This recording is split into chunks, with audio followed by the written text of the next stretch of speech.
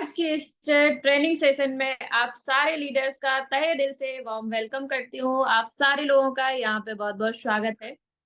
सो अभी हमारे साथ इस पैनल में 52 लोग आ चुके हैं। मैं आप सारे लोगों से गुज़ारिश करना चाहूँगी, एक बार सारे लोग अपने-अपने ग्रुप में मैसेज डाल दीजिए, क्योंकि जब भी डॉक्टर रिंचल मैम आती हैं, रियल में प्रोडक्ट की अमेज़िंग ट्रेनिंग देती हैं। आपने पिछले सेशन में भी देखा कि उन्होंने शुगर रोधी के प्रोडक्ट के बारे में हम सारे लोगों को बहुत ही डीपली इन्फॉर्मेशन भी दी। लोगों के सवालों का जवाब भी मैम ने दिया, यानी कि यहाँ पर क्वेश्चन आंसर सेशन भी होता है।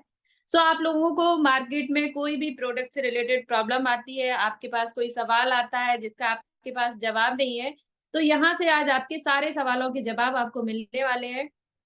अ, अभी हमारे साथ इस पैनल में 56 ही लोग आए हैं। प्लीज़ आप सारे लोगों से मैं रिक्वेस्ट करना चाहूँगी, एक बार आप लोग अपने सारे ग्रुपों में मैसेज डाल दीजिए अपने-अपने ग्रुप में। क्योंकि जब भी कोई प्रोडक्ट की ट्रेनिंग होती है, हमारे साथ कम से कम 100 पीपल्स तो आना ही चाहिए।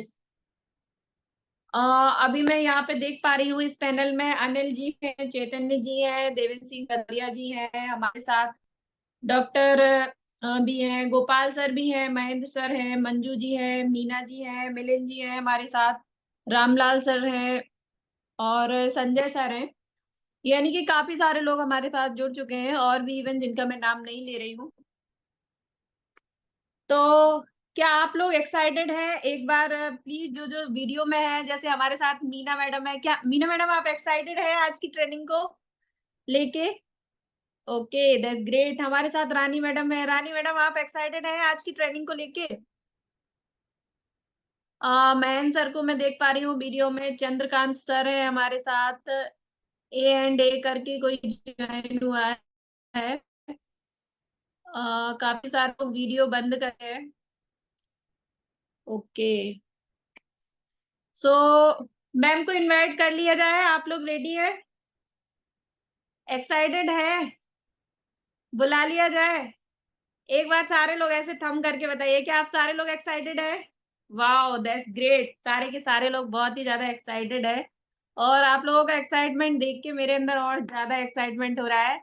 तो चलिए आप लोगों के बीच में मैं ज़्यादा देर ना करते हुए डायरेक्ट हमारी कंपनी के आयुर्वेद के डॉक्टर्स डॉक्टर रिंचल मैम को डायरेक्टली मैं इनवाइट करना चाहूँगी। सो सारे लोग जितने लोग वीडियो में हैं क्लैपिंग के साथ मैम का स्वागत करेंगे। नाउ प्लीज़ वेलकम हमारी कंपनी की ट्रेनर, हमारे डॉक्टर्स मिस्टर मिसेज़ रिंचल मैम। प्लीज़ मैम वेलकम है Yeah, आपका। thank सारे you. लोग जोरदार तालियों से मैम का स्वागत करेंगे। Thank welcome you. Ma'am, Yes, welcome and start the session ma'am. yes, continue sure. Please. शुरू करेंगे.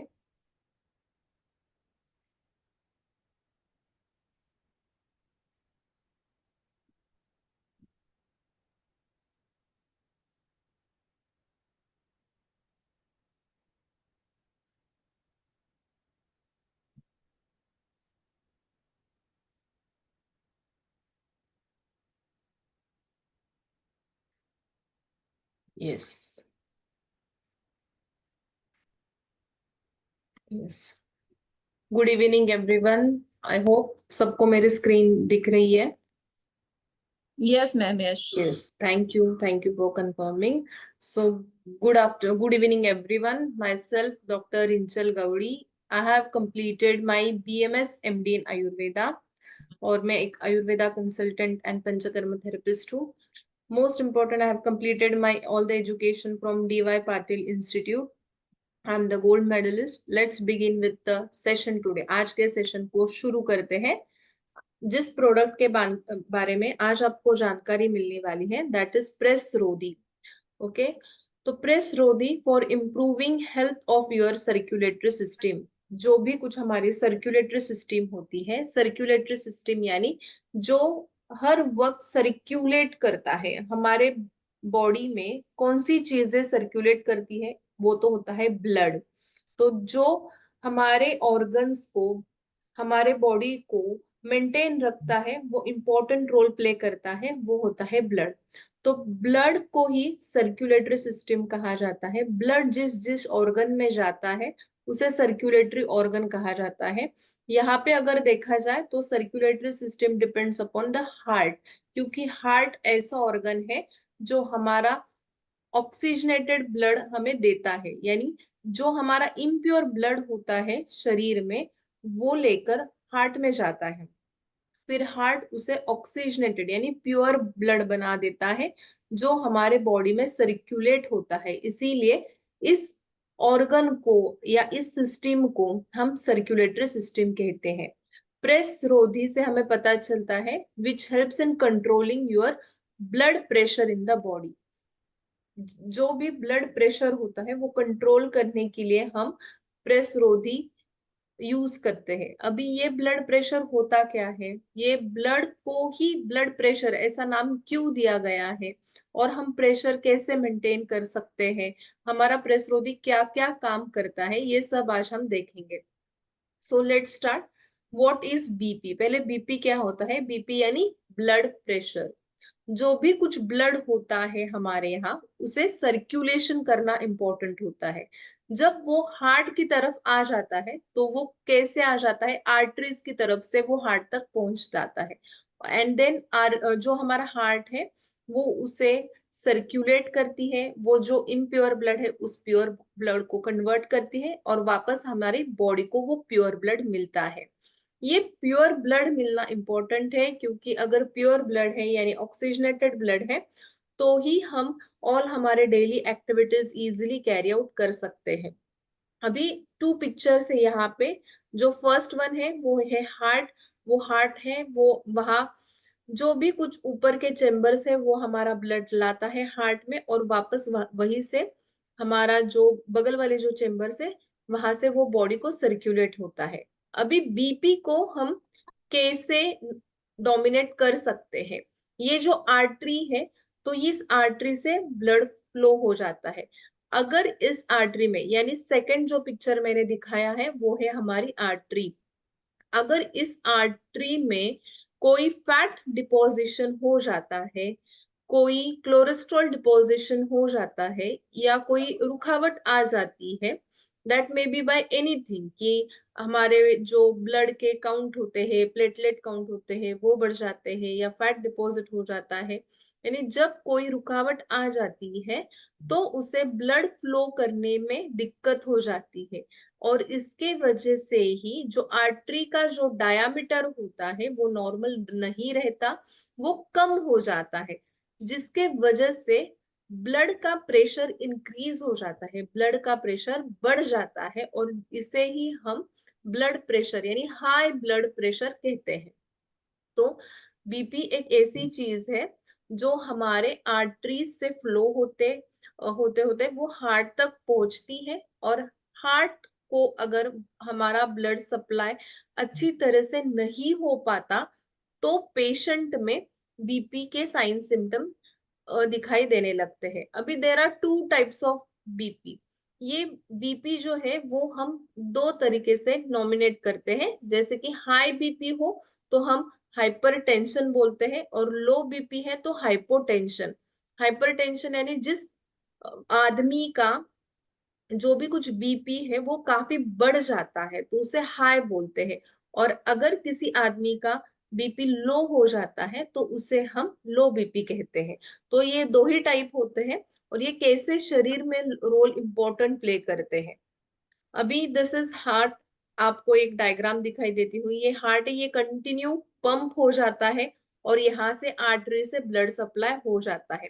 अगर आर्टरीज में कोई भी रुकावट आ जाती है, फैट डिपोजिशन है, कोलेस्ट्रॉल डिपोजिशन है, तो तुरंत ही ब्लड फ्लो उसका इधर स्टॉप हो जाता है या इधर कम हो जाता है और बीपी पर्सन में हमें दिखाई देने लगते हैं, बीपी जैसे साइन सिम्टम्स दिखाई देने लगते हैं, विच इज मोस्टली हाइपरटेंशन यानी हाई बीपी। अगर ये जो प्रोसेस है ये हमें पेशेंट में लो तरीके से दिखाई देने लगते हैं, लेकिन मोस्टली क्या होता है, जो हार्ट ये पंप करता है वो बहुत ही कम रिदम में पंप करने लगता है। अभी जो ये हार्ट पंप कर रहा है it is very in active form, active form में ये पंप करने लगता है, लेकिन जब ये हार्ट पंपिंग प्रोसेस है वो स्लो डाउन होती है तो ब्लड फ्लो भी स्लो हो जाता है, जिसे हम लो बीपी कहते हैं। तो हाई बीपी के जो भी कुछ लक्षण है वो अलग होते हैं और लो बीपी के लक्षण भी अलग हो जाते हैं। किस पेशेंट में हम कह सकते हैं कि उन्हें हाई बीपी है या लो बीपी है? बीपी मेजर करने का एक इंस्ट्रूमेंट होता है जहां से हमें रीडिंग पाए जाते हैं और उस रीडिंग से हम कह सकते हैं कि नहीं, इस पेशेंट को हाई बीपी है, इस पेशेंट को लो बीपी है। जो भी कुछ नॉर्मल बीपी होता है वो अप्रोक्सीमेटली 120 टू 80 होता है। जो नॉर्मल बीपी है वो 120 टू 80 है। अगर किस पेशेंट में 140 अबाउ बीपी हमें दिखाई देता है एंड 90 अबाउ यूजुअली बीपी दिखाई देता है, तो उसे हम हाई बीपी कह सकते हैं। एक जो ऊपर का बीपी होता है, नीचे का बीपी होता है। ऊपर का बीपी अगर 140 के ऊपर जाता है और नीचे का बीपी अगर 90 के ऊपर जाता है, तो उस पेशेंट में हम हाई बीपी है ऐसे कह सकते हैं। नॉट नेसेसरी 140, सम पेशेंट में 150 भी बीपी होता है, 180 बीपी होता है, उसे हम वेरी वेरी हाई बीपी कह सकते हैं। और जो नॉर्मल बीपी होता है दैट इज 120 एंड 80। अब उसके नीचे जब आपका बीपी गिर जाता है, सपोज किसी पर्सन का बीपी 110 से नीचे आ जाता है, 110 के नीचे आ जाता है और 70 के नीचे आ जाता है, तो उसे हम लो बीपी कह सकते हैं। ये जो लो बीपी है तो वो बेसिकली डिपेंड होता है कि हार्ट पंपिंग एक्टिविटी जो है वो बहुत ही स्लो हो रही है, पेशेंट बहुत ही वीक महसूस कर रहा है, इसीलिए उस पेशेंट का बीपी बहुत ही कम है यानी लो है। तो ये हो गए वैल्यूज जिसके ऊपर हम डिसाइड कर सकते हैं पेशेंट को हाई बीपी है या पेशेंट को लो बीपी है। अभी बीपी ये जो बीमारी है ये बहुत ही डेंजरस बीमारी है, क्योंकि व्हाट ऑल डिसीजेस बीपी के वजह से हमें हो सकते हैं, कौन से बीमारियां हैं जो हमें बीपी के वजह से हो सकती है।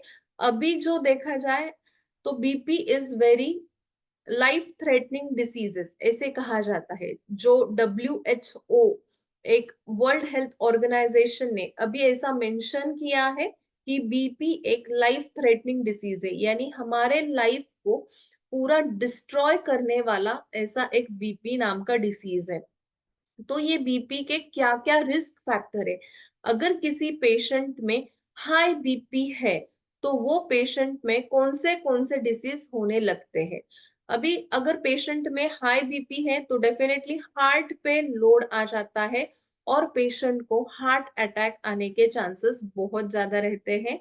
हार्ट फेल होना यानी हार्ट फेलियर, जिसे हम मेडिकल टर्म में कह सकते हैं हार्ट फेलियर, तो related to heart, because BP का जो फंक्शन होता है वो सर्कुलेटरी सिस्टम के ऊपर डिपेंड होता है। जो सर्कुलेटरी सिस्टम है उसे ही हार्ट कहते हैं। तो अगर किसी पेशेंट में हाई बीपी है तो डेफिनेटली हार्ट अटैक आने के चांसेस ज्यादा रहते हैं, हार्ट फेलियर होने के चांसेस ज्यादा रहते हैं।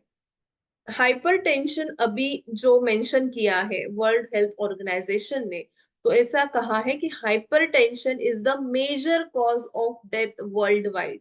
पूरे वर्ल्ड में हाइपरटेंशन एक मेजर कॉज ऑफ डेथ अभी कंट्रीब्यूट कर रहा है और अप्रोक्सीमेटली 7.5 मिलियन पीपल की डेथ हो रही है due to BP, due to high BP.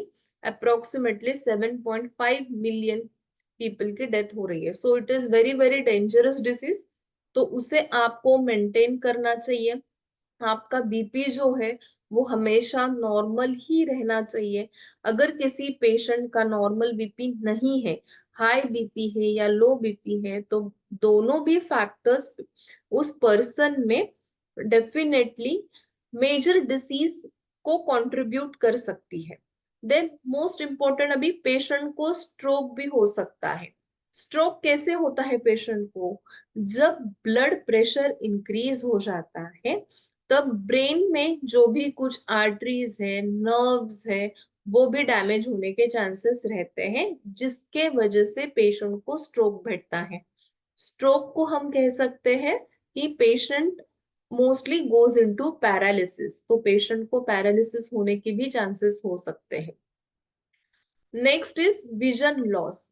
Vision loss यानी जो भी दृष्टि हम आय से देख पाते हैं तो वो पूरी की पूरी नष्ट हो जाती है।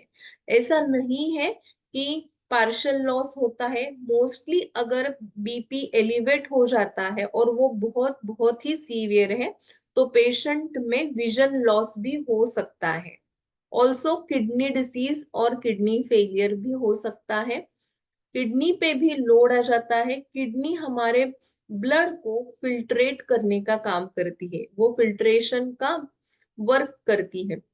अगर किडनी पे बीपी बढ़ने से लोड आ जाता है तो किडनी डिसीजेस और फिर kidney failure, chronic kidney renal failure जिसे हम कह सकते हैं मेडिकल टर्म में, वो भी पर्सन को होने के चांसेस रहते हैं।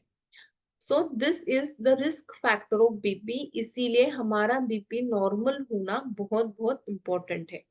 अगर किसी पेशेंट में लो ब्लड प्रेशर है, अगर किसी पर्सन में हम देखते हैं कि वो लो बीपी है यानी 110 के नीचे उनका बीपी है एंड जो नीचे का बीपी होता है वो 70 के नीचे आ जाता है, तो मोस्टली हम लो बीपी पेशेंट कह सकते हैं।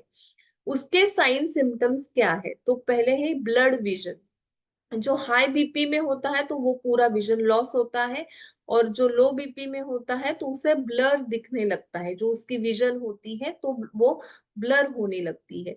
उस पेशेंट में डिजीनेस होता है यानी नौशिया होता है, हमेशा वोमिटिंग सेंसेशन आती है, बहुत ही सरदर्द होता है, अनबियरेबल सरदर्द होता है उस पेशेंट में, टायर्डनेस होता है, पेशेंट कुछ भी एक्टिविटी कर नहीं पाता, बहुत ही कंफ्यूजन होता है, एंजाइटी होती है, वीकनेस होता है, और patient sometimes goes to the stress level और उसे एंजाइटी डेवलप होती है, पेशेंट डिप्रेशन में भी जा सकता है। तो दिस जो ये जो साइन सिम्टम्स है तो ये काफी डेंजरस है। अगर पर्सन को हेल्दी रहना है तो डेफिनेटली उनको बीपी नॉर्मल रखना इम्पोर्टेंट है, क्योंकि हाई बीपी के भी बहुत सारे साइड इफेक्ट्स है और लो बीपी को भी बहुत सारे साइड इफेक्ट्स है। If you want to live healthy, अगर किसी पर्सन को हेल्दी रहना है तो ये दोनों भी फैक्ट्स उसको कंसिडर करने चाहिए। हमारा अभी प्रेसरोधी करता क्या है और उसमें कौन से सारे कंटेंट है? आंवला है जो एक एंटीऑक्सीडेंट है, ये हमारे ब्लड प्रेशर को नॉर्मल रखने का काम करता है। वैसे ही त्रिफला है, त्रिफला एक इम्यून सिस्टम प्रोवाइड करने का काम करता है, और जो हमारी डाइजेशन सिस्टम है उसे भी नॉर्मल रखने का काम करता है। आयुर्वेदा में ऐसे कहा है नियरली 90% ऑफ डिसीजेस जो होते हैं वो because of impure digestion, improper digestion के वजह से हो जाते हैं। इसीलिए हमारे अगर आपने देखा है तो हमारे जितने भी प्रोडक्ट्स है उसमें एक डाइजेस्टिव एजेंट होता ही होता है, क्योंकि अगर आपका डाइजेशन अच्छा है तो सब कुछ अच्छा है। तो इसीलिए त्रिफला प्लेज इंपॉर्टेंट रोल। वो एक एंटी हाइपरटेंसिव एजेंट जैसा काम करती है, यानी जो भी कुछ बड़ा हुआ बीपी है उसे नॉर्मल रखने के लिए वो बहुत अच्छा काम करती है। तुलसी जो होती है वो नेचुरल ऑक्सीजन प्रोवाइडिंग कैपेसिटी उसमें होती है, इसीलिए हमारे ब्लड में अगर ऑक्सीजन है, ऑक्सीजन लेवल अच्छा है, तो हमारा ब्लड सर्कुलेशन अच्छा रहता है, इसीलिए हमने तुलसी यूज की है। चिरायत भी एक ऐसा कंटेंट है जो हमारे बीपी को, हाई बीपी को नॉर्मल रखने के लिए काम करती है। अर्जुन एक ऐसा कंटेंट है जो बोथ हमारा high BP and low BP दोनों को नॉर्मल रखने का काम करता है। अदरवाइज ऑल्सो मेनी कंटेंट जो हमारे प्रेस रोधी में यूज किए हैं वो सारे हमारे बीपी को स्टेबलाइज करते हैं, हमारी जो ब्लड सर्कुलेशन सिस्टम है उनकी इम्यून सिस्टम को मेंटेन करने का काम करती है, हमारे हार्ट को भी वो एक इम्यून सिस्टम देती है, हमारे हार्ट के मसल्स को पंप करने की एक्शन को स्ट्रेंथ देना भी इम्पोर्टेंट होता है, और वो अर्जुन जैसा हर्ब है कि जो हमारे हार्ट मसल्स को स्ट्रेंथ देता है ताकि हमारी पंपिंग एक्शन जो होती है हार्ट की वो अच्छी रहे। एंड नेचुरली देन अगेन जो आर्टरीज फ्लो होता है जिससे ब्लड हमारे बॉडी को मिलता है वो भी, उसकी भी स्ट्रेंथ अच्छे रहना इम्पोर्टेंट है, इसीलिए हमने अश्वगंधा यूज किया है। जो इम्यून सिस्टम को स्ट्रांग रखती है, आर्टरीज को स्ट्रांग रखती है। जटामाउंसी एक ऐसा ड्रग है जो it is which is known for anti hypertensive, यानी जो हमारे हाई बीपी को कम करने का काम करता है। अदरक is known for fat soluble. अगर हमारे आर्टरीज में कोलेस्ट्रॉल डिपोजिशन है या फैट डिपोजिशन है तो वो कट करने के लिए, यानी वो डिप्लीशन करने के लिए हम अदरक यूज करते हैं। बेलफल is also known for anti hypertensive drug, जो हमारा बीपी नॉर्मल रखने के लिए काम करता है। अजवाइन भी अदरक जैसा ही काम करता है। अगर बॉडी में हमारे बहुत ज्यादा प्रमाण में कोलेस्ट्रॉल है, फैट है, तो उनको डाइजेस्ट करने का काम करता है। इलायची इज अगेन डाइजेस्टिव एलिमेंट है, वो स्टिमुलेट करती है और ब्लड सर्कुलेशन को भी वो स्टिमुलेट करती है। सदाबहार एक ऐसा कंटेंट है जो हमारे लो बीपी को और हाई बीपी को मेंटेन करते हैं, दोनों की भी लेवल्स वो मेंटेन करते हैं। अभी प्रेस रोधी के हमारे क्या क्या बेनिफिट्स है। Improving the health of circulatory system, जो मैंने आपको शुरुआत में ही बताया था कि हमारी हार्ट एक सर्कुलेटरी सिस्टम है, ब्लड फ्लो होना सर्कुलेटरी सिस्टम है, तो वो नॉर्मल रखने का काम हमारा प्रेस रोधी करता है। देन नेक्स्ट इम्पोर्टेंट कि हमारा बीपी को नॉर्मल रखने का काम करता है। अगर किसी पेशेंट में लो बीपी है तो भी आप प्रेस रोधी यूज कर सकते हो। अगर किसी पेशेंट में हाई बीपी है तो भी आप प्रेस रोधी यूज कर सकते हो। अगेन इम्पोर्टेंट थिंग कि ये रिच सोर्स ऑफ पोटेशियम है, तो जितने भी अनवांटेड मिनरल्स है या जितने भी अनवांटेड थिंग्स हमारे शरीर में है, जैसे कि सोडियम हो, तो वो यूरिन के बाहर निकालना ये हमारा प्रेसरोधी का काम है और ये इम्पोर्टेंट होता है। अगर कुछ मिनरल्स शरीर के बाहर नहीं जाते यूरिन के द्वारा तो वो किडनी पे प्रेशर क्रिएट करती है और फिर किडनी को किडनी फेलियर, किडनी डिसीजेस में वो कन्वर्ट हो जाता है। इसीलिए जो भी कुछ मिनरल्स होते हैं उनका फिल्ट्रेशन होना बहुत इंपॉर्टेंट है। तो इसीलिए हम ये प्रेसरोदी वहां पे भी यूज कर सकते हो, बिकॉज ये रिच सोर्स ऑफ पोटेशियम है। और जैसे कि जो एलिमेंट्स है, सोडियम जैसे एलिमेंट्स है, वो शरीर में अगर एक्सेसिव अमाउंट में पाया जाता है तो डेफिनेटली किडनी पे लोड आ जाता है एंड देन ऑटोमेटिकली कि हमारे जो सर्कुलेटरी सिस्टम है उस पे भी लोड आ जाता है एंड देन जो पर्सन है, जो कंसर्न पर्सन है, उसको समटाइम्स हाई बीपी होने के चांसेस दिखाई देने लगते हैं। Then comes it is a rich source of vitamin C. Vitamin C because हमने आंवला यूज किया है which is rich source of vitamin C. और विटामिन सी एक ऐसा कंटेंट है जो हमारे ब्लड वेसल्स को नॉर्मल रखने के लिए काम करता है। अगर हमारे ब्लड वेसल्स का डायामीटर, यानी आर्टरीज का जो डायामीटर होता है वो नॉर्मल है, तो डेफिनेटली कोई चांसेस नहीं होते कि पेशेंट को बीपी हो, यानी हाई बीपी या लो बीपी। अगर वो डायामीटर जो है वो कम हो जाता है तो पेशेंट चला जाता है हाई बीपी में। अगर डायामीटर नॉर्मल है तो definitely that person lives very healthy.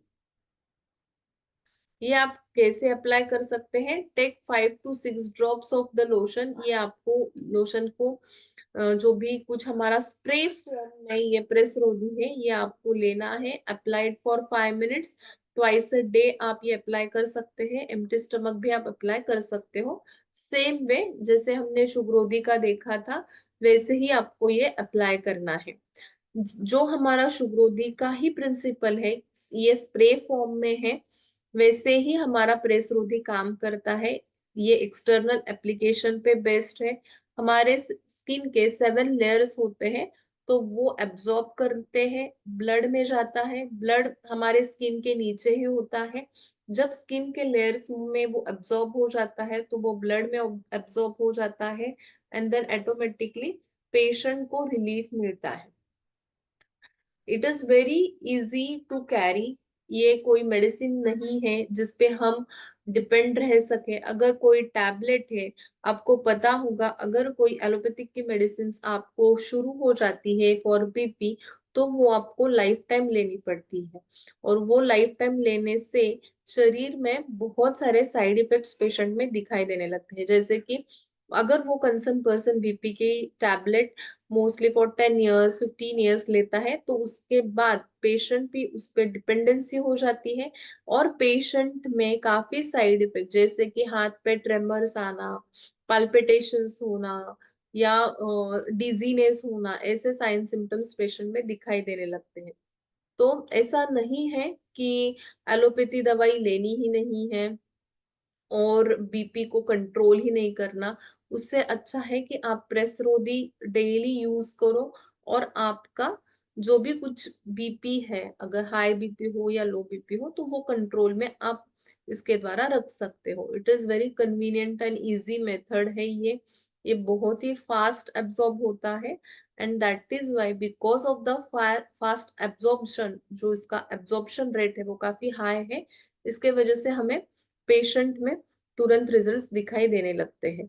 इसमें हमने पूरे ही नेचुरल इंग्रेडिएंट्स यूज किए हैं, और ये जो हमारा फॉर्मूलेशन है, it is one of the best formulation जो दोनों बीपी को कंट्रोल करता है। मोस्टली ऐसा कोई फॉर्मूलेशन नहीं होता कि जो दोनों बीपी को कंट्रोल कर सके, लेकिन हमारा प्रेसरोदी एक ऐसा फॉर्मूलेशन है जो दोनों बीपी को कंट्रोल में रख सकता है।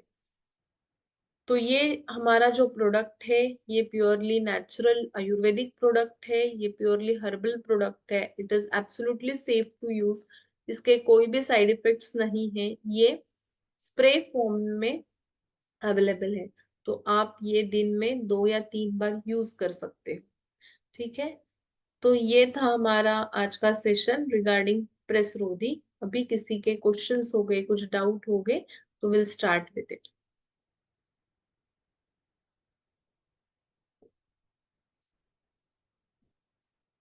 Yes. Okay, so hello everyone. This is Samir Singhania, and thank you Rinchal ji for this wonderful session. Yes, और थैंक यू। क्वेश्चन आंसर को स्टार्ट करते हैं, एंड सारे लोग अपना अपना हैंड रेज करें जो जो लोग को क्वेश्चन पूछना है। फर्स्ट क्वेश्चन हम लेते हैं, आदेश शर्मा जी, अनम्यूट करके अपना सवाल पूछें।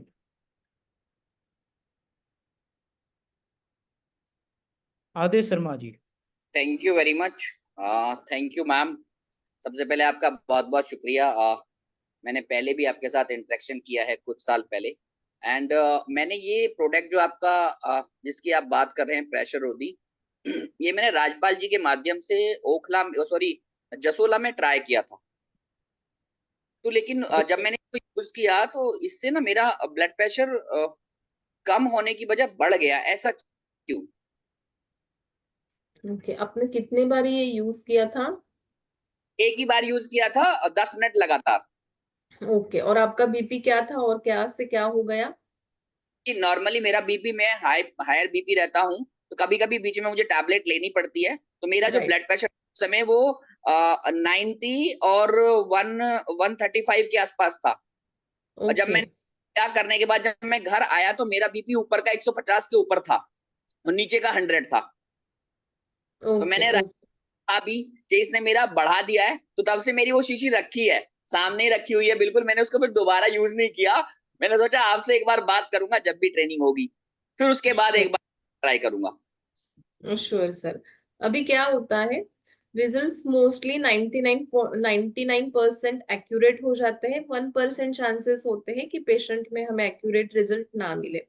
तो अगर ऐसे होता है तो इन केस में आपको क्या करना है, एक बार अप्लाई करके आपने बीपी ले लिया, ठीक है। अगर आपका बीपी बढ़ जाता है तो wait for half an hour आप वेट करो, आप लाई डाउन करो पोजीशन में। बिकॉज बीपी एक ऐसा फैक्टर है जो बहुत सारे फैक्टर्स पे डिपेंड करता है।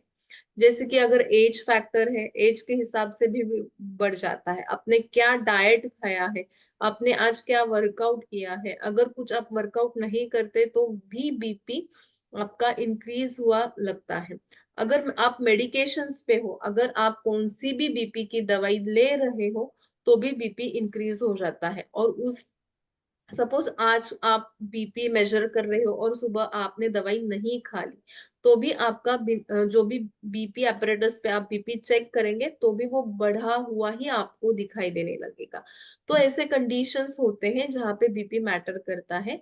तो अगर आपको ऐसा रिजल्ट मिला है तो wait for half an hour, एक आप लाई डाउन करो, 15-20 मिनट लाई डाउन करो, तो डेफिनेटली सर्कुलेटरी सिस्टम जो होती है वो नॉर्मलाइज होती है, और उसके बाद वापस आप चेक कर सकते हो। मैं नहीं बोल रही कि आप लगा सकते हो, आप वापस एक बार चेक कर सकते हो, डेफिनेटली बीपी कम हो जाता है। ओके, तो क्या इसका थायराइड से भी कुछ लिंक्ड है क्या? क्योंकि मुझे थायराइड, हाइपोथायराइड से भी कुछ है क्या इसका कनेक्टिविटी ब्लड प्रेशर का? नो नो नो, बीपी का थायराइड से कुछ भी लेना देना नहीं है। BP completely depend upon heart, arteries, blood. और जो थायराइड होता है वो एक हार्मोन होता है शरीर में, जो हमारी थायराइड ग्लैंड है वो सिक्रीट करती है। अगर थायराइड ग्लैंड का काम करना बंद हो जाता है या वो काम बहुत करने लगती है, तो पेशेंट को थायराइड रिलेटेड साइन सिम्टम्स दिखाई देने लगते हैं। ओके, ठीक है, फिर एक बार दोबारा से इसको ट्राई करता हूँ, दोबारा से यूज करता हूँ, और sure let's see. Sir. Best, thank you very much. Thank you Adesh ji, thank you so much. Okay, next question from Dharmendra Kumar Sharma ji. Unmute करके अपना सवाल पूछ सकते हैं सर आप। Hello, yes sir. आवाज आ रहा मैम? Jain, yes yes. अगर कोई पेशेंट शुगर का भी है और बीपी भी है उसको, तो हमको पहले क्या स्टार्ट करना? क्या हम सुगरोधी से स्टार्ट कर दें? हाँ कर सकते हैं, आप उनको दोनों भी प्रिस्क्राइब कर सकते हो। उनको कह सकते हो कि सुबह आप सुगरोधी यूज करो, दोपहर को प्रेसरोधी यूज करो। अल्टरनेट यूज करने के लिए भी आप उनको बोल सकते हो। डिपेंडेंट ऑन कस्टमर्स का क्या रिक्वायरमेंट है, उसके हिसाब से ही होना होगा ना ये तो। यस क्योंकि यस डेफिनेटली। जो बीपी के पेशेंट्स होते हैं उनको शुगरोधी के इस्तेमाल से ही बीपी भी कंट्रोल होने लगता है। क्योंकि मैंने अब आपने कंटेंट बताया ना, कई कंटेंट ऐसे जो बीपी रो में भी है और अपने सुगरोधी में भी है। रोधी में भी है, हो सकता है। क्योंकि जो बीपी हार्ट है, जो ब्लड सर्कुलेट करती है, वो नेचुरली सब ऑर्गन्स पे पहुंच जाता है। तो डेफिनेटली वो पैनक्रियास पे भी काम करता है, किडनी पे भी काम करता है, ब्रेन पे भी काम करता है, तो हो सकते हैं। क्योंकि कई पेशेंट्स होते हैं जो गरीबी भी होते हैं ना, तो उनको फिर अपन दोनों नहीं दे सकते। राइट। और इसमें होता है कि अपना एक प्रोडक्ट से भी काम चल जाता है। ओके। ठीक है, thank you ma'am. Yes. Thank you Sharma ji, thank you. Okay, so next question I am taking from doctor Afroz Alam Siliguri. जय हिंद मैम। यस जय हिंद सर। मेरा सवाल है मैम कि अभी आपने बताया था हाई प्रेशर और लो प्रेशर के लिए एक ही मेडिसिन को मतलब इसको अप्लाई किया जा सकता है जो लो में भी काम करेगा, हाई में भी काम करेगा। तो जैसे शुगर रोगी को हम लोग देते हैं और उसके साथ साथ हम लोग मेडिसिन भी यूज़ करवाते हैं, तो क्या इसमें भी हम लोगों को हाई प्रेशर वाले को मेडिसिन यूज़ करवाना है और उसके साथ लोशन रबिंग करवाना है?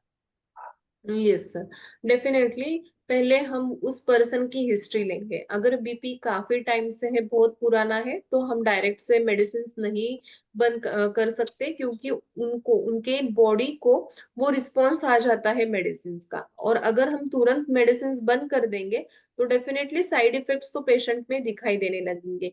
इसीलिए अगर high BP patient, usually high BP patient ही मेडिसिन लेते हैं, लो बीपी पेशेंट्स वाले मेडिसिन नहीं लेते। वो डाइट कंट्रोल करके ही उनका बीपी जो है वो नॉर्मल रखने के लिए काम कर सकता है। तो हाई बीपी में हम एकदम से मेडिसिन नहीं बंद करेंगे। पहले हम उनका जो हम उनको शिफ्ट करेंगे प्रेस रोधी पे, ठीक है। बाद में हम उनके रीडिंग्स लेंगे दिन में, उनको ऑब्जर्व करेंगे उनके रीडिंग्स क्या है। अभी हर घर में ऑलमोस्ट बीपी अपरेटस होता है, तो वो रीडिंग्स ऑब्जर्व करके अगर वो नॉर्मल आ जाते हैं तो डेफिनेटली डोज जो होता है मेडिसिन का वो हाफ कर देंगे।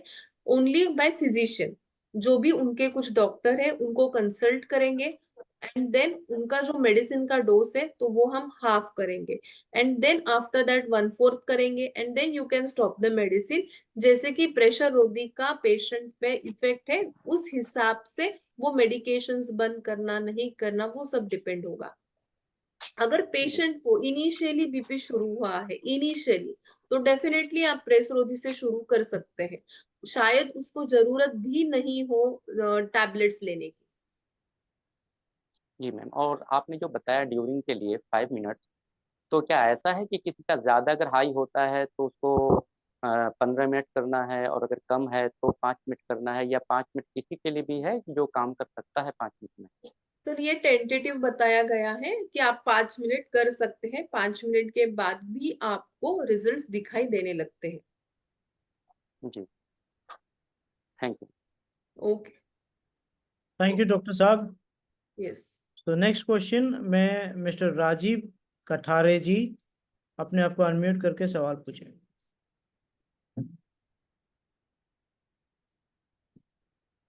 राजीव कठारे जी, आप अनम्यूट है, सवाल पूछ सकते हैं।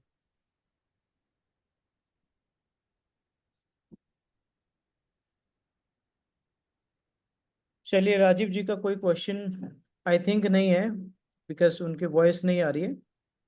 और कोई हमारे लीडर्स कोई सवाल पूछना चाहें तो they can ask their question, और अगर आपको लगता है तो आप चैट बॉक्स में भी आप लिख सकते हैं, ताकि हम लोग आपके क्वेश्चन को रीड करके हम अपने एंड पे उसको पूछें और हम मैम से उसका आंसर लें, ताकि आपको हेल्प होगा। राजीव जी, अगर आप सवाल पूछना चाहते हैं तो मैं आपको अनम्यूट कर दिया हूँ, आप सवाल पूछ सकते हैं।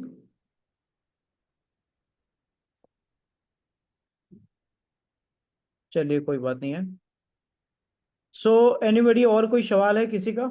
Anybody wants to ask any question? Okay, Baljeet Singh ji की तरफ से एक हैंड रेज आई है, सो मैं अनम्यूट कर दिया सर, आप सवाल पूछिए। हेलो, गुड इवनिंग मैडम निंचल, क्या हाल चाल है? Yes yes, good evening sir. Ma'am ऐसा है कि जैसे किसी की एज 51 है या 54 है, ऐसे करके अगर उसको ब्लड प्रेशर हाई हो रहा है, तो उसका नॉर्मल बीपी कितना होना चाहिए? According to age approximately 135 to 140 तक होना चाहिए। अब ब्लड प्रेशर में मैं वैसे आया था आज, शादरा ही निकला था ब्लड प्रेशर के पेशेंट के पास। तो वो कहता कि मेरा ब्लड प्रेशर सिर दर्द वगैरह हो रहा था, और टाइम दे नहीं पाया, और वो चला गया आरसीटी कराने के लिए। कोई मेडिसिन से भी ब्लड प्रेशर हाई होते हैं, एलोपैथिक मेडिसिन से? हो सकते हैं सर, उनकी हिस्ट्री वो क्या लेते थे, पहले मेडिसिन क्या है। मोस्टली अगर आप हर रोज कॉम्बीफ्लाम भी यूज करते हैं या कोई भी पेन किलर यूज कर सकते हैं, तो उसी पर्सन में भी हमें ऐसे साइन सिम्टम्स दिखाई देने लगते हैं। क्योंकि any type of allopathic medicine आप जब लॉन्गर टाइम तक उसका यूज करते हैं तो उसके बिल्कुल साइड इफेक्ट्स पर्सन में दिखाई देते ही देते हैं। वो ज्यादातर एक मेडिसिन थी जो डिस्प्रिन जैसे पानी में डिजोल्व हो जाती है, फिर वो पीता था जिससे दांतों का दर्द चला जाए। उससे भी मेरे ख्याल से बीपी हाई हो सकता है उसका। डेफिनेटली हो सकता है। ओके, तो मैम ये किसी को हैंड रब कराने से कितने टाइम में जैसे शुगर होती का तो उसी टाइम 5 मिनट 6-7 मिनट में हम रिजल्ट देख लेते हैं, पर बीपी का एकदम डाउन नहीं जाता? यस, बिकॉज पेशेंट को थोड़ा स्टेबलाइज होने में टाइम लगता है। जो सर्कुलेटरी सिस्टम होती है वो कंटिन्यू फ्लो में रहती है, कंटिन्यू फ्लो में रहती है वो, क्योंकि हार्ट की जो एक्टिविटी होती है वो बहुत ही फास्ट होती है, और इसीलिए थोड़ा सा टाइम देना पड़ता है। Like you have to wait at least for 10-15 minutes. Madam अगर जिसमें जिनके ब्लड्स में ज्यादातर क्लॉट्स पड़ रहे हैं, ओके। तो उसमें बीपी हाई होने का चांस है, या ब्लड प्रेशर बहुत क्लॉट्स पड़ते ही पड़ते हैं? नहीं नहीं नहीं नहीं, बिल्कुल अगर किसी पेशेंट में क्लॉट्स है, ब्लड क्लॉट्स है, तो डेफिनेटली उस पर्सन के बीपी हाई होने के चांसेस भी बहुत रहते हैं। उस पर्सन को हार्ट अटैक के चांस ज्यादा रहेंगे? Yes, can say. Thank you ma'am. Yes. Thank you, sir. Thank you so much. Next question from Anuj Singh Tewatia. Anuj Singh, आप अनम्यूट हैं, सवाल जैन पूछ सकते मैम, जैन सर। हैं। जय हिंद। मैम एक पेशेंट है जिनको बीपी भी है और शुगर भी है, तो मैं ये आपसे जानना चाहता हूँ, अगर उनकी हमें जो दोनों चीज प्रोवाइड मतलब लेने में वो सक्षम है, तो उनकी ऑलरेडी वो 2-3 दिन में टैबलेट कंज्यूम करती रहती हैं, तो सबसे पहले हम उनको दोनों चीज एक साथ प्रोवाइड कर सकते हैं अप्लाई करने के लिए, या Yes. पहले उनकी रिपोर्ट देखने के बाद जब उनको सब्सक्राइब करें? नहीं, बिल्कुल आप दोनों भी प्रोडक्ट्स उनको दे सकते हैं। अगर वो पर्सन बोल रहा ओके। है कि नहीं उनको बीपी भी है, शुगर है, तो you can start with both the products. काफी टाइम से उनको बीपी शुगर है, 1-1.5 साल से है, और उनकी अक्सर तबीयत खराब रहती भी है, तो उनकी पूरी रिपोर्ट जांचने के बाद में उनको बताऊं कि कौन कौन से प्रोडक्ट उनको लेने हैं, या उनकी उन्होंने जो मेरे को बताया कि बीपी शुगर हमारे ज्यादातर हमें प्रॉब्लम रहती है और हम टैबलेट भी लेते हैं कभी कभी। हेलो, तो मैं उसमें उनको दोनों चीज एक साथ दे सकता हूँ, स्टेप बाय स्टेप दे सकता हूँ आराम से? हेलो, कौन?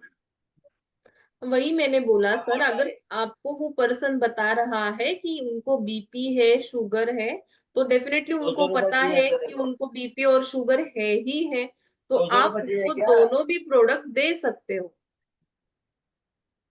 ओके। आपको अगर वेट इनको यूज करने की करने का जरूरत नहीं है।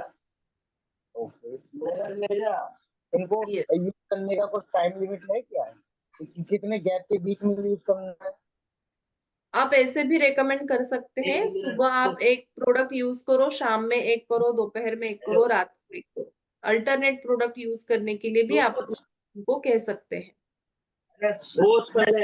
ओके, एक मॉर्निंग, एक प्रोडक्ट अनुज जी, मॉर्निंग आपके में, बैकग्राउंड सेकंड नॉइज वाला बहुत आ रही दोपहर है। में। नहीं, ओके बहुत ओके ही ओके बैकग्राउंड सर, नॉइज है। आई मतलब होप आपके सवाल ओके क्लियर हुए ओके होंगे। ओके आप नेक्स्ट जाते हैं। ओके मैम, एक क्वेश्चन आया है कि क्या हमारे शुगर रोधी जो प्रोडक्ट है फ्रॉम संतोष कुमार गुरु गोसाई जी से, शुगर रोधी दवा बीपी को भी इफेक्ट करता है क्या? Yes. अभी पहले ही एक जो लीडर थे उन्होंने बताया कि समटाइम्स वो पेशेंट में दिखाई देने लगते हैं, कंटेंट सेम है, काम यूजुअली ब्लड पे ही होता है। ब्लड में शुगर लेवल्स हाई होने से हमें डायबिटीज होता है, शुगर होता है, और अगर ब्लड में जब आर्टरीज का फ्लो ज्यादा कम हो जाता है तो सर्कुलेटरी सिस्टम पे, हार्ट पे इफेक्ट होके वो हो जाता है। तो माइट बी सम पेशेंट को डेफिनेटली पॉजिटिव रिजल्ट्स मिल सकते हैं, नॉट नेसेसरी कि ऑल पेशेंट्स को पॉजिटिव रिजल्ट्स मिलेंगे। सो इसका मतलब हम ये समझे कि शुगर रोधी बीपी वालों को भी काइंड ऑफ सपोर्ट कर सकता है। सपोर्ट कर सकता है, right. Okay okay okay. Next question मैं लेना चाहूंगा मिस्टर राजेश यादव जी से। अपने माइक अनम्यूट हो गया है सर, आप सवाल पूछ सकते हैं। जय हिंद रिंचल मैम। यस, जय हिंद। मैम मैं थोड़ा ट्रैवल में था, हो सकता कि मेरा क्वेश्चन वो किसी ने पूछ लिया हो तो मुझसे स्किप हो गया हो, क्योंकि मेरा क्वेश्चन पहले मेरे माइंडसेट में था मेरे।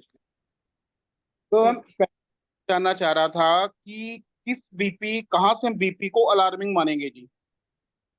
कितने बीपी को अलार्मिंग मानेंगे हम, कि जो वो बॉडी के ज्यादा अलार्मिंग पोजीशन बोलेंगे हम इसको, ये अलार्मिंग हो गया है, यहाँ इसको थोड़ा सीरियस लेने की जरूरत है उसको भी? जब पेशेंट का बीपी 140/90 के ऊपर जाता है तो दैट इज डेंजरस, तो वो हम कह सकते हैं कि उस पर्सन को हाई बीपी है। अगर पेशेंट का बीपी 140/90 के ऊपर जाता है तो सभी पर्सन्स में अगर किसी का ही बीपी 140 के अबव है तो डेफिनेटली उनको डॉक्टर को कंसल्ट करना है, मेडिसिन स्टार्ट करने हैं, प्रेशर रोधी यूज करना है।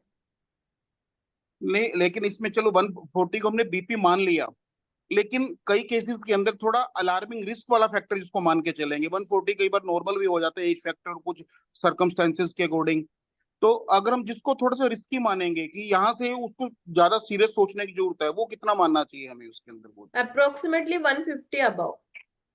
और अगर कई केसेस ऐसे हो जाते हैं मैम, ऊपर वाला बीपी ऑलमोस्ट 140 आ रहा है, तो ऊपर वाला ही मैं बोल रही हूँ, ऊपर वाला नहीं ऑलवेज नहीं हाई होता है। वो क्लियर हुआ मुझे। मैं अगर नीचे वाला उसका 100 अपना 100 या 110 और ऊपर वाला 130 या 140 है जी, तो भी हाई बीपी बोल सकते हैं हम। दोनों में से भी कौन सा भी बीपी ऊपर जाता है तो उस पेशेंट को हाई बीपी है। और सेकेंडरी क्वेश्चन था अभी, जैसे अभी सर का क्वेश्चन था कि मैंने वो डेमो किया तो मेरा वो रिजल्ट वो बढ़ के आया, तो वो भी मेरा उसमें मानना है कि मुझे करेक्ट करिएगा, क्योंकि मेरी अपनी कैलकुलेशन है उसके अंदर, आप मेडिकली मुझे करेक्ट करेंगे कि जो बीपी का फ्लक्चुएशन टर्म और कंडीशन के ऊपर भी डिपेंड करता है जी। कि यस, मान लो वही मैंने उन्होंने बोला। रबिंग उन्होंने रबिंग प्रॉपर किया, इन बिटवीन कोई उनको ऐसी कॉल आ गई या कोई ऐसी बात होगी तो शायद वो डाउन नहीं होगा, वो अब चला जाएगा, ऐसा पॉसिबिलिटी होती है नहीं? Yes, yes, yes sir, definitely. जब उन्होंने सवाल पूछा तो मैंने यही से शुरुआत किया था कि बीपी एक ऐसा फैक्टर है जो बहुत सारे फैक्टर्स पे डिपेंड होता है। एज है, जो दिन में काम करते हैं वो है, बैक ऑफ द माइंड कोई तो थॉट चल रहा है, स्ट्रेस फैक्टर है, कुछ खाया है नहीं है। अगर आप एम्प्टी स्टमक हो और बीपी करो तो लो बीपी आ जाता है। अगर आपने बहुत खाया है, बहुत ही वर्कआउट किया है तो डेफिनेटली हाई बीपी आ जाता है। क्योंकि एक्चुअली मैं अपने प्रेजेंटेशन में जब लोगों को बताता हूँ ना, मैं ये चीज बोलता हूँ कि जैसे हम शुगर रोधी का टेस्ट करते हैं, तो वहां वो बीपी के लिए भी हमारे से पूछते हैं, तो बीपी में फ्लक्चुएशन होने की ज्यादा गुंजाइश रहती है। बोलता हूँ कि मान लो आपने बीपी किया, 15 मिनट रबिंग किया, आपका बीपी नॉर्मल आ रहा है, इन बिटवीन कोई कॉल सामने से आपको आ रही है, या सामने अचानक आपको उठ के बाहर भाग के जाना पड़ा, वापिस आना पड़ा, इस कंडीशन में भी वो बीपी बढ़ जाएगा उसके अंदर वो।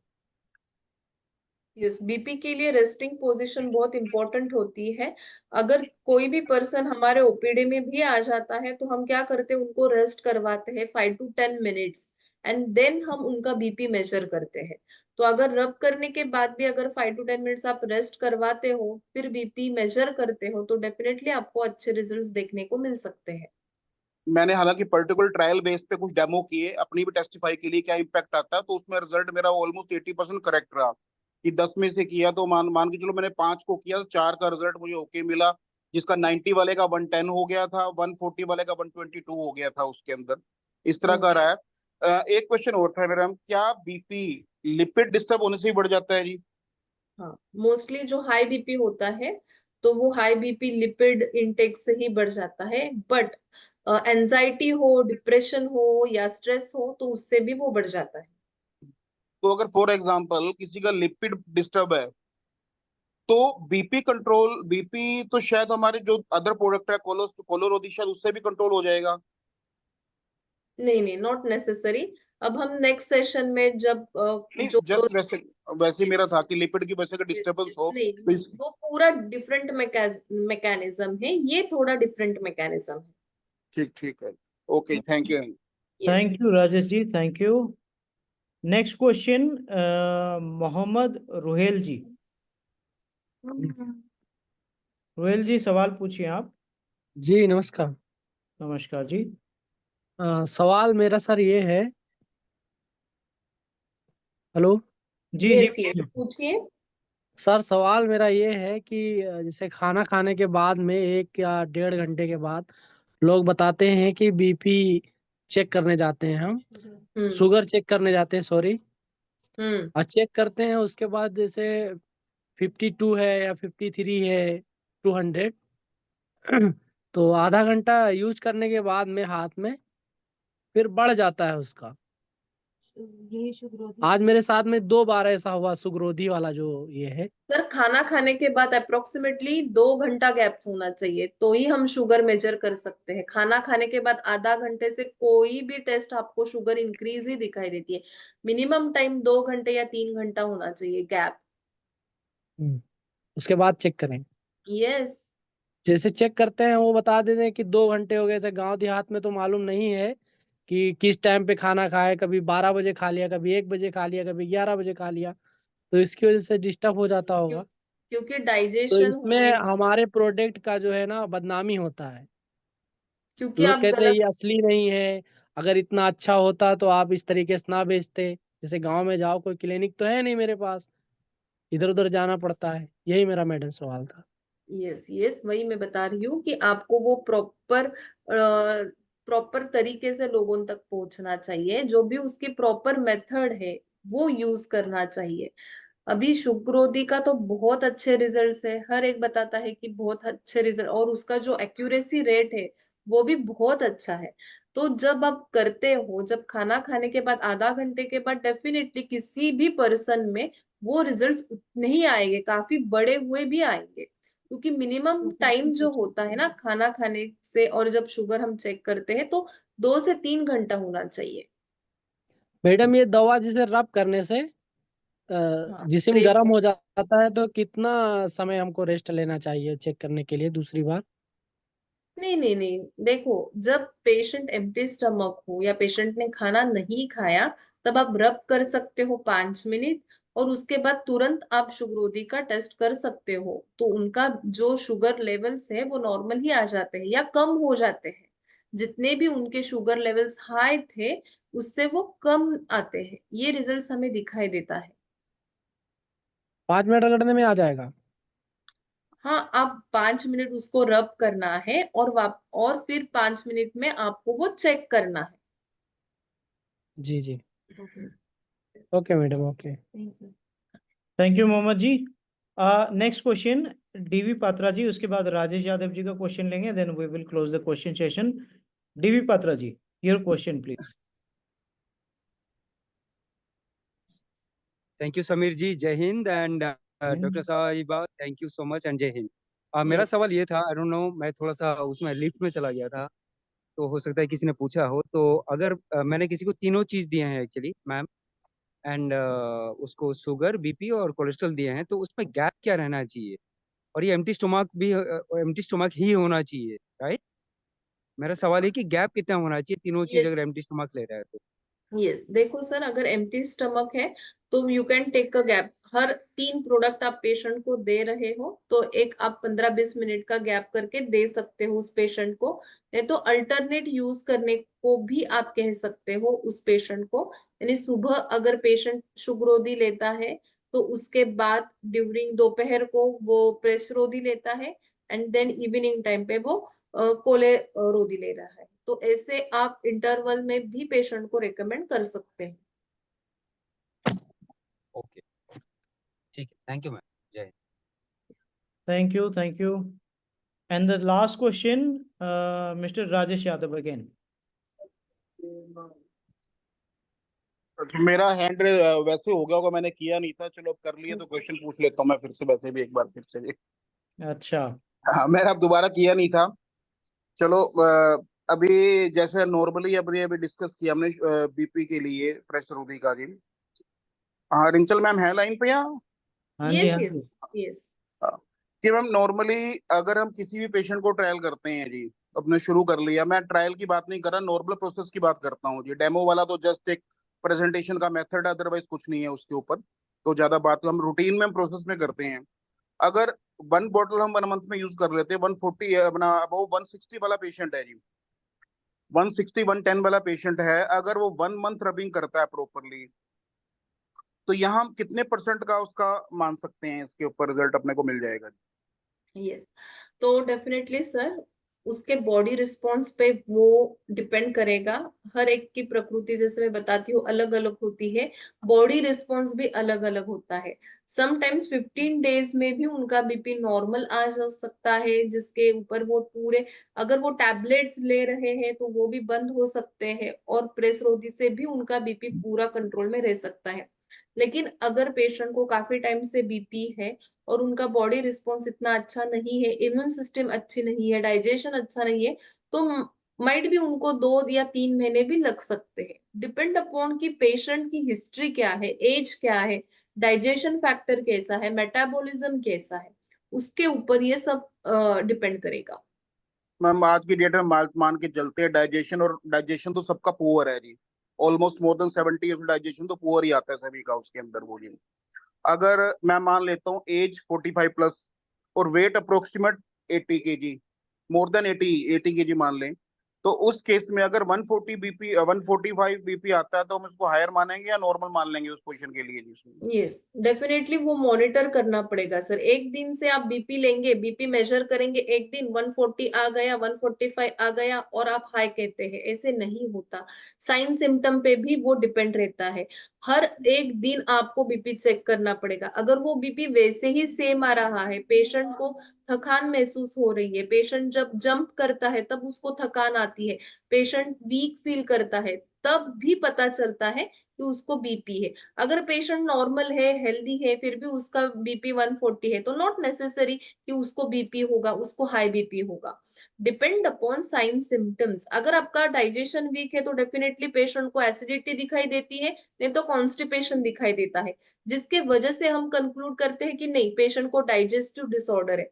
वैसे ही बीपी का है, अगर पेशेंट को हाई या लो बीपी है तो बॉडी अपना साइन सिम्टम पहले बताती है कि उसको टायर्ड फीलिंग हो रहा है, उसको थकान महसूस हो रही है, वो जो श्वास ले रहा है वो अच्छे तरह से नहीं ले पाता, उसको बहुत सारा स्वेटिंग हो जाता है। ऐसे पेशेंट्स कंप्लेन करता है, बाद में वो बीपी चेक करने को जाता है, एंड देन मॉनिटर करते हैं हम बीपी 3 दिन 4 दिन, पूरा वीक भर हम मॉनिटर करते हैं।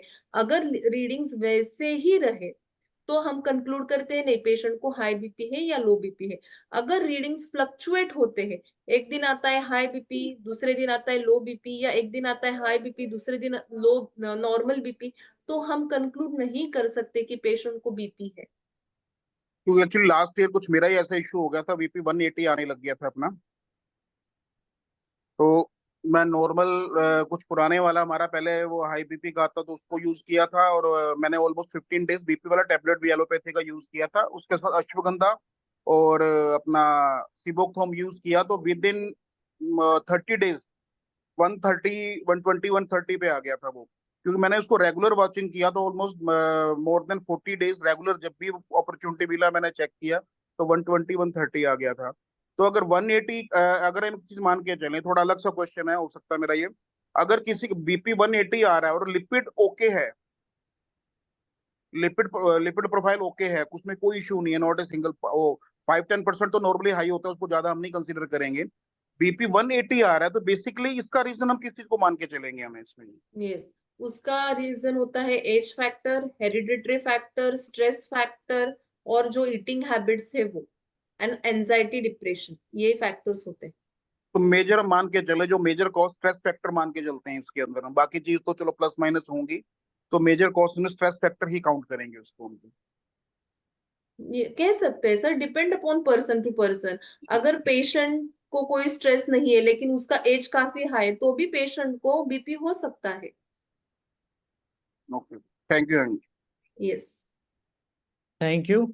लास्टली दो लोग हैं, मैं फाइनली उन्हीं का ले लेता हूँ, एंड आफ्टर 2 क्वेश्चन हम लोग इसको वाइंड अप करेंगे। मिस्टर संदीप जी, आपको सर मैं अनम्यूट किया हूँ, आप अपना सवाल पूछ सकते हैं। Good evening sir. Good evening madam, आवाज आ रही है मेरी? Yes yes yes. जी हाँ, मेरा एक क्वेश्चन है, जिनका ब्लड शुगर हाई चल रहा है, उनका हेरिडिटी है, मतलब उनकी मदर को भी है, उनके नाना जी को भी है, बट अभी उनका मेरे दिया है करीब 15 दिन हो गया, तो 15 दिन में वॉच कर रहा हूँ उनका। रात को वो मेडिसिन लेते हैं, वो भी आयुर्वेदिक ले रहे हैं, बट सुबह वो चेक करते हैं हाई आता है, देन फिर रब करने के बाद 15 मिनट के बाद देखिए, आधे घंटे के बाद बट हाई रहता है। तो ऐसा रीजन क्यों है? क्या दवाई ठीक नहीं है या किस तरह से हो रहा है? पहले तो आप वो मेथड चेक करो कैसे यूज कर रहे हैं, फिर यूज अगर कर रहे हैं, जैसे कितने रबिंग दिन, कर रहे हैं। अब ओके उनको यूज करते करते अभी 15 डेज का राउंड अबाउट हुआ है, और अच्छा, 2-3 डेज के अंदर वो नॉर्मली चेक करते हैं। ओके आज ही उनसे मेरा बात हुआ कि क्या पोजीशन है, शायद वो लाइन पे होंगे, अभी नहीं भी होंगे। ओके। वो उनकी भी जो आप, मेजर करते हैं, वो जो मेजर करते हैं, तो वो ग्लूकोमीटर में मेजर करते हैं। हाँ वो इलेक्ट्रॉनिक जो अपना डॉक्टर ठीक है, मोफन का ओके। तो आप ग्लूकोमीटर। उनको एक बताओ, जब भी वो यूज करते हैं ना, तो उसका रीडिंग फोटो का निकाल के रखो, और जो हमारे लीडर है उनको शेयर करो, वो मेरे पास आएंगे, फिर मैं आपको बता सकती हूँ। ओके ठीक है। और क्योंकि एक क्वेश्चन और, ऑब्जर्व करना पड़ता है, 3-4 दिन के रीडिंग्स उनको बोलो फोटो निकाल के रखो, आप 3-4 दिन के, फिर आप वो डाटा शेयर करना। ठीक है, एक चीज और भी था, मेरी मदर के लिए, उनका हाई ब्लड प्रेशर है, उनका हार्ट का थोड़ा ठीक है, तो उनका मैक्सिमम मतलब मेडिसिन चल रही है, बट उस समय चेक कर रहा हूँ, अभी तक तो मेडिसिन से ठीक चल रहा है, क्योंकि उनका मेडिसिन वो था ही। क्या इसके अंदर कितना दिन उनको मदर को बोलूँ कि यूज करते रहें कि इसका थोड़ा नॉर्मल यस, हो जाए? जो आपको प्रेशर रोधी यूज करना है कम से कम 3 महीने यूज करो आप। Okay, thank you. आपको ये बहुत इंटरेस्टिंग चीज अभी मैम बताए हैं कि जिनको बढ़ के आज चेक किए थोड़ा बढ़ गया, तो कल चेक किए बढ़ गया, तो ऐसे किसी को हो रहा है तो आप एवरी डे का फोटो खींच के वो रीडिंग आप लोग हमें भेजें और वो हम मैम को भेजेंगे, और वो 6-7 दिन की रीडिंग देख के वो एनालिसिस करके बताएंगे कि एक्चुअली क्या हो रहा है और क्या करना चाहिए, तो आप लोगों को और पॉजिटिव रिजल्ट आ सकता है। तो कृपया करके इस बात को आप लोग गौर करें जो अभी मैम शेयर किए हैं। लास्ट क्वेश्चन तपन विश्वास जी। हेलो तपन सर, जी, जय हिंद। जय हिंद। जय हिंद। जय हिंद। जी सर, मेरा एक पेशेंट है, इससे थोड़ा कंसल्ट कर लीजिए मैम। बताइए। ओके, जय हिंद मैम। जय हिंद। बोलिए आपकी प्रॉब्लम। हाँ, मेरा वो है बीपी कभी डाउन रहता है, कभी बढ़ जाता है, यही है परेशानी। सर का दर्द, थकान, सुस्ती, ये सब लगा रहता है। कभी हाई हो जा रहा है, कभी लो हो जा रहा है ना? ओके, ओके, ठीक है। तो सर आप उनको प्रेसरोदी दे सकते हो to maintain her BP normal. अगर उनको हाई है, समटाइम्स लो है, तो वही हमारा प्रेशरोदी काम करता है कि जो भी अगर हाई हो या लो हो तो वो नॉर्मल रेंज में लाने का काम हमारा प्रेशरोदी कर सकता है। तो आप उनको सुबह शाम को दे सकते हो वो यूज करने के लिए। यस मैम, उनको एडवाइस किए हैं, ओके, लेकिन बोल रहे हैं अभी नहीं लेंगे। ठीक है। Thank you Tapan ji. Yes sir. Thank you. जय हिंद, जय हिंद, जय Hind. Yes, okay, so thank you so much ma'am. Yes. आज के सेशन आउटस्टैंडिंग रहा, मुझे भी बहुत कुछ सीखने के लिए मिला। सर एंड सर या सेशन को वाइंड अप करने से पहले सर मेरा एक और सवाल है मैम से। अच्छा, आप Yes. हाय बताएं। Ma'am, okay. इवनिंग जी। जैसे मैम आपसे लो बीपी और हाई बीपी में जो सिम्टम्स आप बता रहे थे, अगर किसी की एज 35 प्लस है वुमेन्स में ही, और वुमेन्स। उसने कभी चेक नहीं किया है, जैसे इसमें आप बता रहे थे, मान लो उनको ये आईब्रोज में दर्द हो रहा है, या कभी कभी बहुत ज्यादा चिड़चिड़ाहट आती है, गुस्सा आ रही है, वीकनेस लग रही है बॉडी में, राइट। तो इस केसेस में मतलब हम बिना चेक किए इसको यूज कर सकते हैं? नहीं, वुमेन्स में मोस्टली कैसे होता है, एज फैक्टर जैसे अभी बताया, 35-40 एज है तो डेफिनेटली मेनोपॉज होता है, तो वो मेनोपॉज के भी साइन सिम्टम्स होते हैं। और जैसे मैंने बताया कि बीपी एक दिन से हम नहीं मॉनिटर कर सकते, एक दिन हाई हो गया तो हम मुंह से बीपी नहीं कह सकते। तो इट इज इम्पोर्टेंट कि 8 दिन का तो डाटा आपको चाहिए। 8 दिन में रीडिंग्स आपके ऊपर हाई है तो डेफिनेटली आप कह सकते हैं कि नहीं, इसको बीपी है। अगर ओके 8 दिन का डाटा आप लेते हो और समटाइम्स हाई लो है या नॉर्मल है, तो डेफिनेटली ये बिकॉज ऑफ जो भी पर्सन को साइन सिम्टम्स है, तो it is not because of BP, it is because of some other reasons. जैसे कि वुमेन में एनीमिया होते हैं, वो आयरन कंटेंट लो होता है, कैल्शियम कंटेंट लो होता है, मेनोपॉजल पीरियड होते हैं, तो उस रीजंस के वजह से भी ऐसे पेशेंट में साइन सिम्टम्स दिखाई देने लगते हैं। Okay, thank you so much ma'am, thank you. So final question answer clear and everybody satisfied. Thank you so much ma'am. सारे लीडर थैंक को ये यू। बोलना चाहूंगा कि आप लोग ज्यादा से ज्यादा क्वेश्चन रेडी करके आइए, ताकि मैम आपका सारे सवालों का जवाब दें और आप लोग सेटिस्फाई होकर मार्केट में अच्छे से काम कर पाए। समझ में अच्छे से आ गया, BP is a very dangerous disease. इसके ऊपर बहुत फोकस्डली हमें काम करना जरूरी है, ताकि हमारे लोगों का जान बच जाए और उसके साथ साथ देश का भला हो, लोगों का भला हो। इसी के साथ इस मीटिंग को कंक्लूड करते हैं। Thank you Shikha ji for being host every time. Rachel ma'am की सेशन में आप होस्ट बन के उनको होस्टिंग करते हैं। And take care everyone. इस प्रोडक्ट को आप लोगों तक पहुंचाइए, जितने सारे बीपी पेशेंट है सब सारे लोगों के पास पहुंचाइए, और सारे लोगों को जन कल्याण में आप सहयोग करिए। All the best, thank you very much, bye bye and जय हिंद। जय हिंद सर, जय Hind ma'am, good night everyone.